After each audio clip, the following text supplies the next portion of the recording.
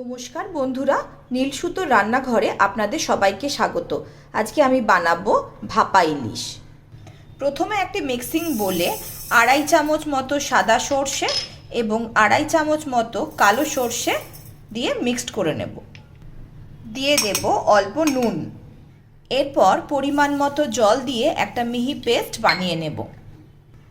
মিহি পেস্ট বানিয়ে নিয়েছি। সর্ষেতে অনেকেরই হজমের সমস্যা হয়, তাই সর্ষেটা একটু ছেঁকে নেব। এইভাবে ছেঁকে নেব। ছাঁকা হয়ে গেছে সর্ষেটা আমার।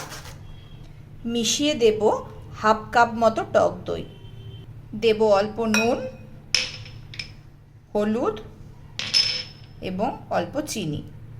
এরপর খুব ভালো করে মিশ্রণটা তৈরি করে নেব। এরপর এইরকম সাইজের একটা কন্টেনার নিয়ে মাছগুলোকে সুন্দর করে সাজিয়ে সাজিয়ে রাখবো।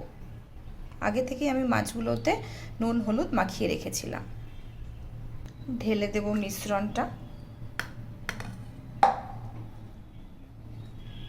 দুটো পিসের জায়গা হচ্ছিল না, তাই আমি এই ওপরেই দিয়ে দিলাম। বাকি মিশ্রণটাও ঢেলে দেব। দিয়ে দেব বেশ খানিকটা সর্ষের তেল। ওপরে দিয়ে দেব বেশ কতগুলো কাঁচা লঙ্কা। এরপর পাত্রটা ঢাকা দিয়ে দেব। এরপর একটা কড়ায় 2 কাপ মতো জল ঢেলে দিলাম। জল গরম হয়ে গেছে। এরপর একটা রিং দিয়ে দেব এবং পাত্রটা বসিয়ে নেব। এরপর ঢাকা দিয়ে দেব। সিম আঁচে রেখে দেব 20 মিনিট। এইভাবে 20 মিনিট পর আবার ফিরে আসছি। 20 মিনিট পর দেখে নেব।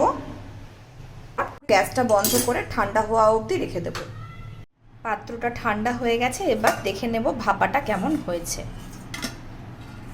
বাহ, দারুণ হয়েছে। এই দেখুন, রেডি হয়ে গেছে আমার ইলিশ মাছের ভাপা। ভাতের সাথে খুবই ভালো লাগবে। আপনাদের আমার এই রান্নাটা যদি ভালো লাগে তাহলে অতি অবশ্যই আমার চ্যানেলটি সাবস্ক্রাইব করে দেবেন। ধন্যবাদ বন্ধুরা।